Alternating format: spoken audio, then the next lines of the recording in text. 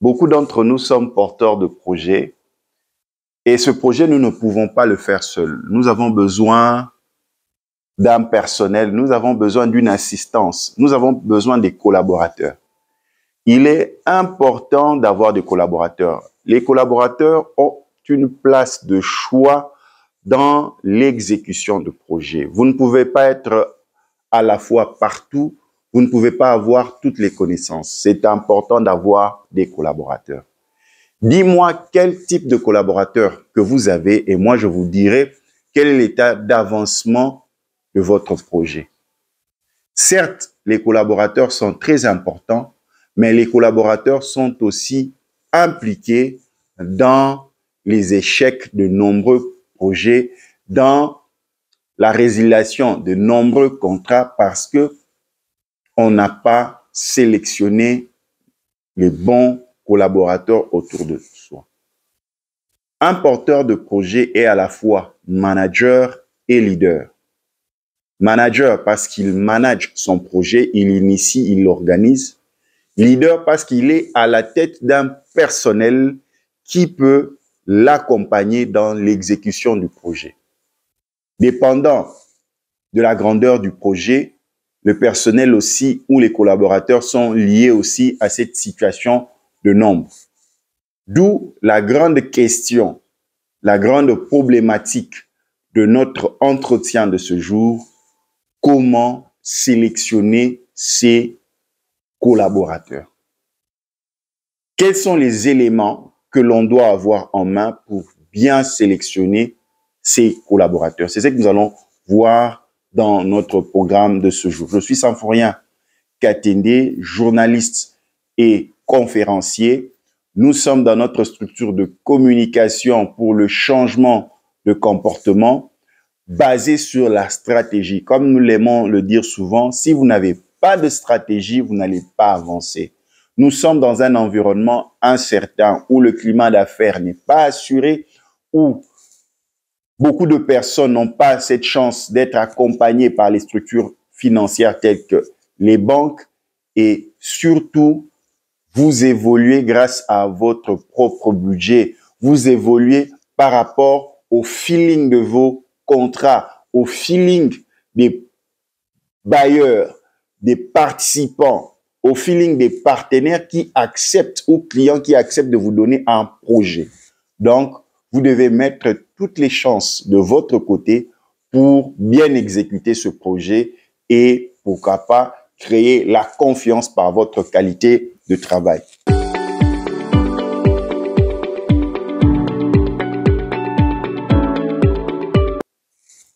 Comme on le disait, les collaborateurs ont une place de choix dans l'exécution du projet. Ainsi, quelles sont les 4 étapes de sélection des collaborateurs? Nous allons commencer avec le tout premier. Sélectionnez les personnes qui ont les compétences que vous avez besoin. C'est vrai, chaque projet, pour l'exécuter, demande des compétences particulières. Nous prenons l'exemple, par exemple, vous avez gagné un marché pour faire un magazine. Vous aurez besoin d'un monteur, vous aurez besoin des rédacteurs, vous aurez besoin de toute une panoplie. Par exemple, vous avez gagné un marché par rapport à la construction des infrastructures. En tant que meneur d'hommes, vous aurez besoin d'une équipe. Vous avez gagné un marché, par exemple, dans le domaine humanitaire. Vous devez récolter des données sur terrain. Vous avez aussi besoin d'une équipe. Ainsi, on ne va pas sélectionner les collaborateurs en partant d'un coup de tête. Il faut le faire par rapport à la compétence ou aux compétences que vous avez besoin pour réaliser ce projet. Ne sélectionnez jamais les meilleurs collaborateurs. Oui, ça choque, hein? Ne sélectionnez jamais les meilleurs collaborateurs. Sélectionnez plutôt les bons collaborateurs. Ça choque, mais ça ne faut rien. Pourquoi tu dis qu'il ne faut jamais sélectionner les meilleurs collaborateurs? Les meilleurs collaborateurs coûtent excessivement cher parce que déjà dans sa tête, il sait qu'il coûte cher. Tu ne pourras pas le modeler à ta manière. Tu ne pourras pas le modeler par rapport à la réalité du projet. Parce que lui, il connaît tout. C'est un collaborateur de luxe. Mais toi, tu n'as pas besoin d'un collaborateur de luxe parce qu'un collaborateur de luxe a toutes ses caprices. Donc, tu ne seras jamais capable de répondre à ces déshydratats. D'où l'importance de sélectionner premièrement dans ta niche, dans ta zone de sélection, un collaborateur qui a les compétences susceptibles d'être modélées par rapport au travail que tu as besoin. Un bon collaborateur, c'est celui qui est capable de t'écouter, de te porter de l'attention. Quand on dit bon, on ne veut pas dire mauvais, mais juste le collaborateur qui est à ta main, qui rentre dans tes budgets, qui rentre dans tes gants. Un collaborateur qui a l'image de ce que tu reflètes. Beaucoup de gens se sont cassés les dents. Tu as un projet, par exemple, dans le domaine des imprimeries, tu dois faire des magazines pour des clients, pour des partenaires dans le monde des ONG, mais tu cours vers des personnes au standing. Ils ne seront d'aucune aide parce qu'eux ont déjà leurs normes de travail. Donc, évalue ton niveau et va chercher les collaborateurs qui seront plus pour toi des accompagnateurs dans ta vision. Tu ne peux pas être un leader d'un collaborateur de luxe parce que lui, déjà, il voit qu'il est haut de gamme, au standing que toi. Tu ne seras jamais ton leader. Tu ne seras jamais son leader. Tu ne prendras jamais les dessus sur lui. Pas les dessus en titre péjoratif parce qu'un collaborateur n'est pas un domestique. Un collaborateur n'est pas un sous-fif. Un collaborateur, c'est aussi un autre manager, c'est aussi un autre porteur de projet, mais qui met à disposition ses compétences pour la réussite de ton projet. Comme toi aussi, porteur de projet, tu peux être un collaborateur pour un autre porteur de projet. Donc, il faut préciser, un collaborateur n'est pas un domestique, n'est pas un sous-fif. Un collaborateur, c'est un partenaire de travail. C'est très important. Tu ne peux pas avoir un collaborateur qui te contredit à tout temps, qui vient changer ta vision de faire les choses. C'est la raison pour laquelle choisis le bon collaborateur, mais pas le meilleur. Parce que le meilleur, déjà, est un verre plat. Tu ne pourras pas le modeler de manière positive. C'est très important. Un collaborateur n'est pas un domestique. Un collaborateur n'est pas un esclave. Un collaborateur, c'est un partenaire de travail. Pourquoi choisir le bon collaborateur? Parce que le bon collaborateur, on sous-entend, c'est celui qui est capable de t'écouter. Celui qui est capable de te suivre en tant que leader, manager de ton projet. C'est lui qui est capable d'entrer dans ta vision. C'est très important.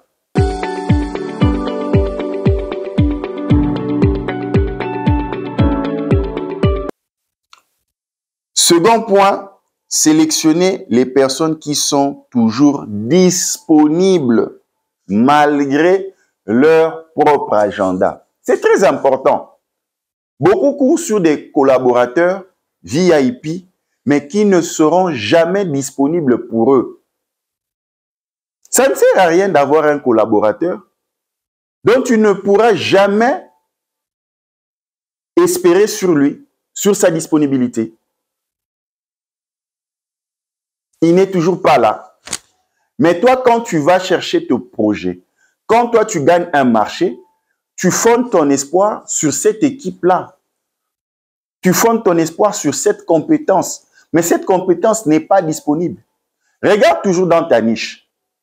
Parmi tes bons collaborateurs, tu remarqueras qu'il y a toujours des collaborateurs ou un collaborateur qui épouse ta vision.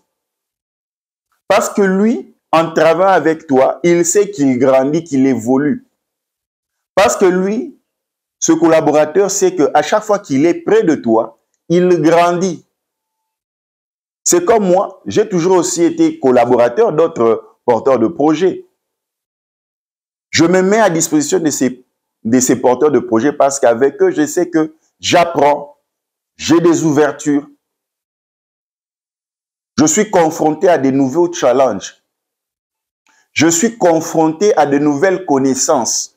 Je suis confronté à de nouvelles manières d'exécuter un travail. Je suis confronté à de nouveaux milieux. Je sors de mes sentiers battus. Vous comprenez l'importance? Tu es à Kinshasa, tu as des collaborateurs, tu as des porteurs de projets qui ne sont qu'à Kinshasa. C'est bien. Mais il peut y arriver que tu puisses collaborer avec des porteurs de projets se trouvant dans la diaspora, par exemple. Ils t'amènent une autre manière de faire les choses, une autre manière de voir les choses. Tu travailles avec des porteurs de projets d'autres nationalités. Tu apprends. Choisis, sélectionne des collaborateurs qui épousent ta vision et qui leur poussent même, malgré leur agenda, d'être toujours disponibles. C'est la raison pour laquelle tu remarqueras, parmi tous tes collaborateurs, il y a un groupe de collaborateurs qui sont toujours prêts à travailler avec toi. Tu peux leur appeler 24 heures après. Quand tu prends un coup de fil, ils te disent « je suis disponible ». Et ils sont prêts, ils sont toujours au taquet. C'est très important. La réalisation de ton projet tient compte aussi de la disponibilité de ces collaborateurs. Parce que tu n'as pas toutes les compétences en main. Mais en tant que gestionnaire, tu sais comment jouer sur la compétence de tes collaborateurs afin d'atteindre les objectifs. Tu connais le domaine dans lequel que tu travailles et tu connais le besoin en compétences que tu as besoin. Et ces compétences, c'est à travers tes collaborateurs. Tu n'as pas le temps d'établir une fiche de paye continuelle ou mensuelle. Le projet vient au cas par cas. Au moment, il y a de ces périodes où tu n'as pas de projet. Tu ne vas pas recruter un personnel, des collaborateurs à temps plein. Mais tu dois tisser un rapport de confiance avec certaines personnes au cas où, au moment où tu as un projet, ils sont toujours disponibles pour toi. Parce que un marché peut arriver à tout moment. Tu es en milieu incertain, tu ne travailles pas avec des banques, tu ne travailles pas avec des partenaires sûrs. Mais à chaque fois, on t'appelle Symphorien, Katende, voilà, il y a tel projet, nous voulons que tu puisses exécuter pour nous. Tu te mets à disponibilité parce que, un, c'est de l'opportunité, tu as la capacité de gagner de l'argent. Et deux, tu as aussi la capacité de faire gagner de l'argent aux autres. Mais pour que ce projet puisse aboutir, qu'elle soit exécutée selon les normes, tu dois aussi tenir compte d'autres personnes qui ont des compétences pour lesquelles tu n'en as pas. C'est la raison pour laquelle la variable disponibilité est très importante.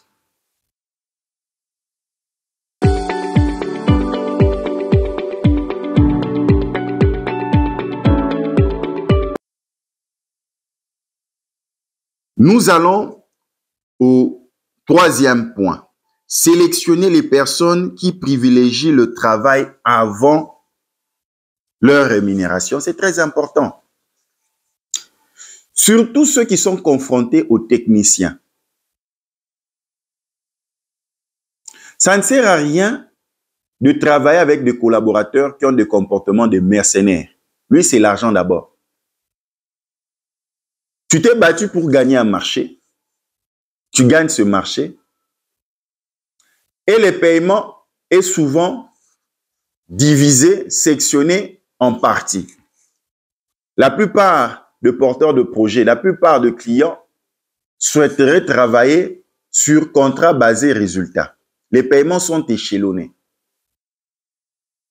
À un certain moment, tu devras classer la priorité sur les dépenses, sur la manière d'utiliser ton budget, d'activer ton budget.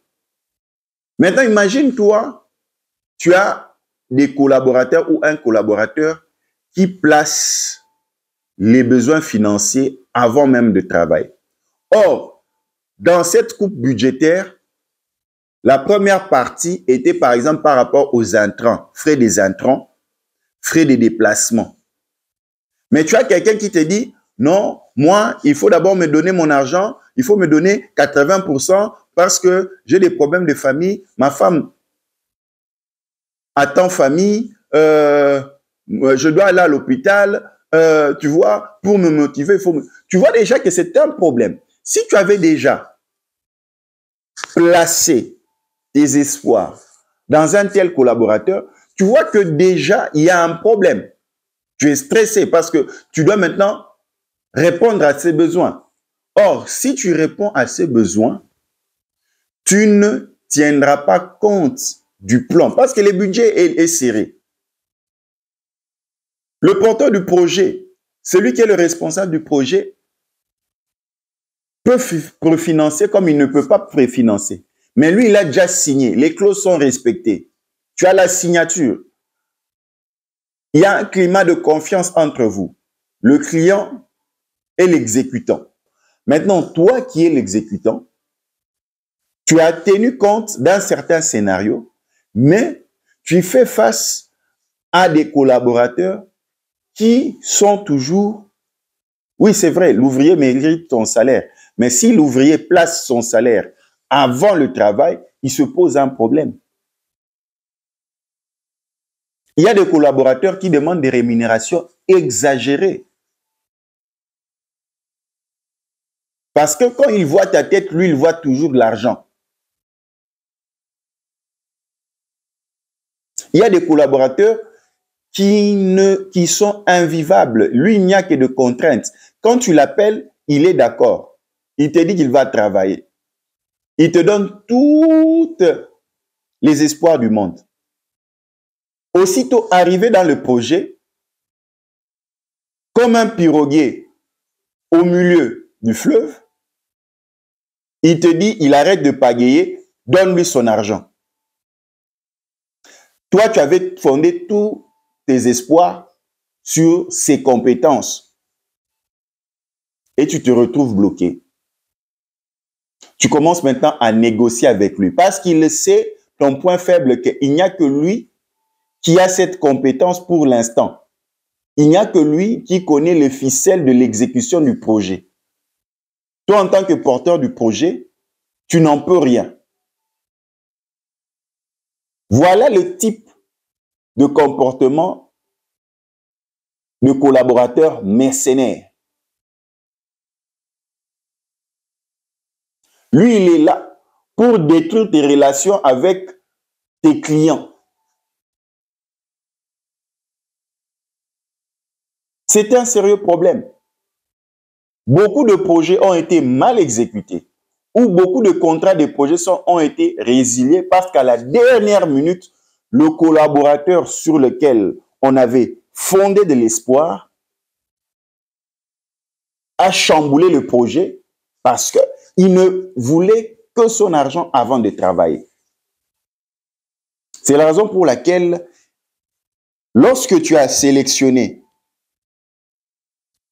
les compétences de tes collaborateurs, ensuite, tu as sélectionné les personnes qui sont disponibles pour toi malgré leur agenda, il faut aussi tenir compte en troisième point des collaborateurs qui tiennent compte d'abord du travail avant le salaire. C'est avec de tels collaborateurs que vous devez fidéliser. Souvent, dans cette catégorie de collaborateurs qui souhaitent d'abord d'être payés, ce sont d'abord les meilleurs collaborateurs. Ceux qui se pensent qu'ils sont excellents. À part eux, tu ne peux rien faire. C'est ça le problème.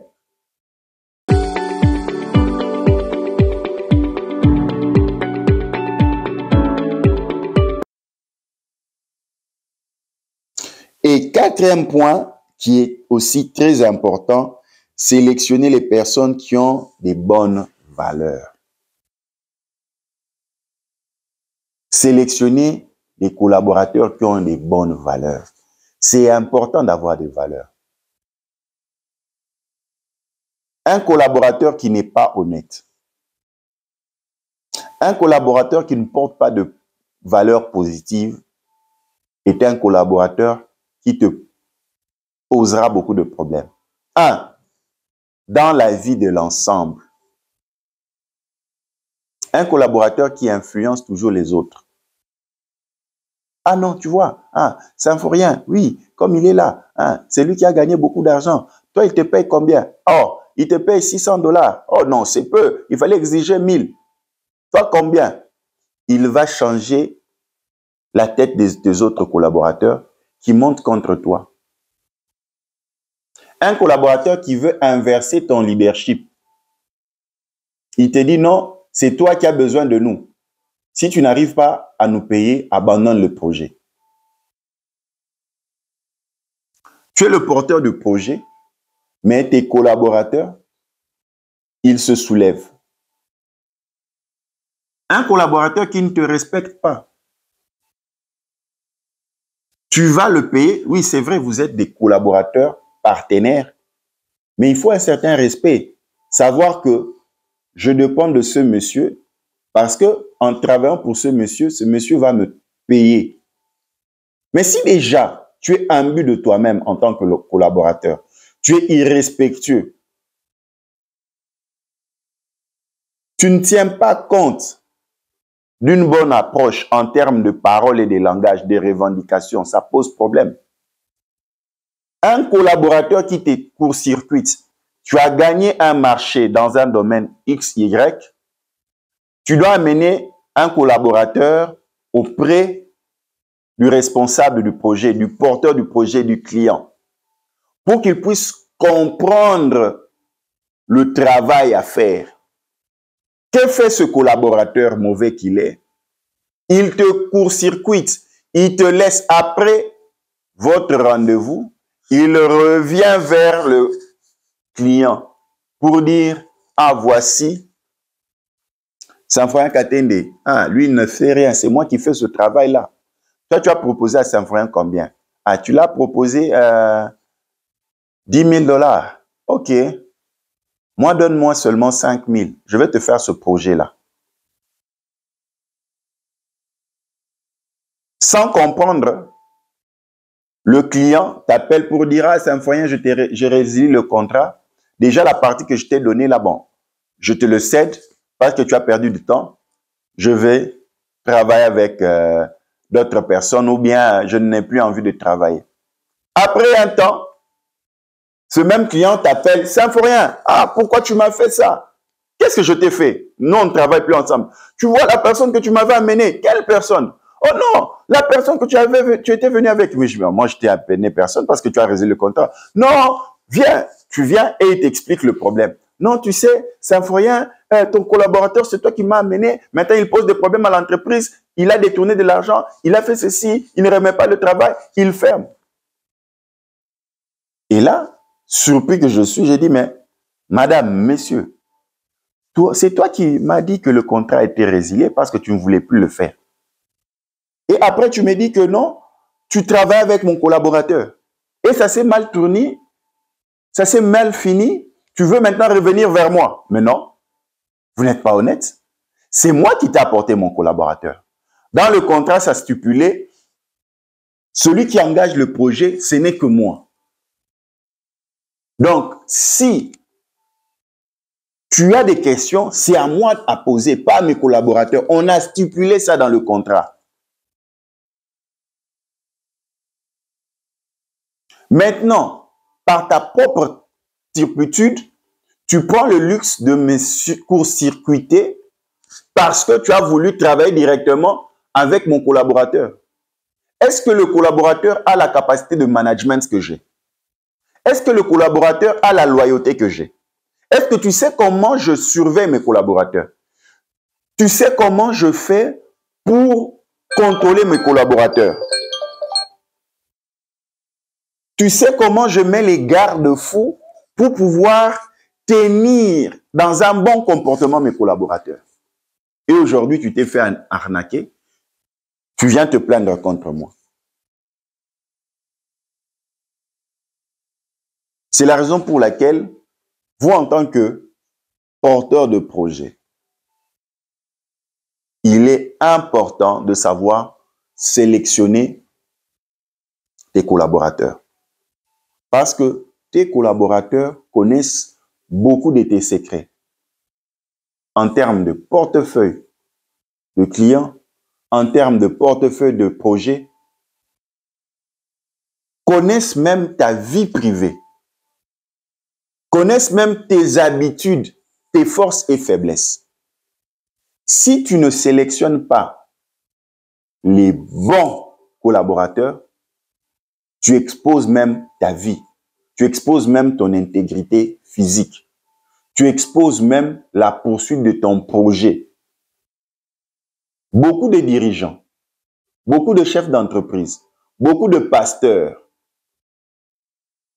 beaucoup de responsables, beaucoup d'entrepreneurs n'ont pas pu atteindre leurs objectifs, ont vu leurs rêves s'effondrer à cause des mauvais choix qu'ils ont portés sur leurs collaborateurs.